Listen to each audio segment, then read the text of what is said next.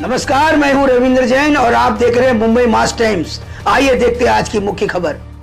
भाषेचा विषय देखील अत्यंत महत्त्वाचा आहे आणि या ठिकाणी जे मत व्यक्त झालं की केवळ मराठीला अभिजात भाषा जाहीर करून त्या ठिकाणी आपल्याला थांबता येणार नाही। आणि खरं आहे, पहिल्यांदा तर आपल्या सगळ्यांना हा आनंद आहे की अनेक वर्षाचा आपला संघर्ष हा देशाचे प्रधानमंत्री माननीय मोदीजींनी समजून घेतला आणि मराठी भाषा जी अभिजात होतीच, परंतु त्याला अभिजात म्हणून राजमान्यता हवी होती, ती राजमान्यता देण्याचं काम हे आपल्या या देशामध्ये झालं।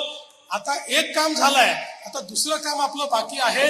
या राजमान्यतेचा उपयोग करून आपल्याला या मराठीला लोकमान्यता देखील त्या ठिकाणी सर्व भारतामध्ये मिळवून द्यायची आहे। आणि त्या दृष्टीने मला अतिशय आनंद आहे की मागच्या काळामध्ये 2-4 महिन्यापूर्वी JNU सारख्या दिल्लीच्या प्रतिष्ठित विद्यापीठामध्ये मराठी अभ्यासन सुरू करण्याची संधी मला मिळाली आणि मराठी भाषा अभिजात झाल्यानंतर दिल्लीमध्ये त्या ठिकाणी मराठीचे अभ्यासन आणि त्याचं जे स्वागत त्या ठिकाणी झालं ते पाहून देखील मला अतिशय आनंद झाला।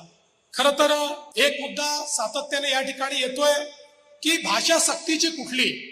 मी या राज्याचा मुख्यमंत्री म्हणून सांगतो, महाराष्ट्रामध्ये फक्त आणि फक्त मराठी सक्तीची, इतर कुठली भाषा सक्तीची नाही, फक्त आणि फक्त मराठी सक्तीची।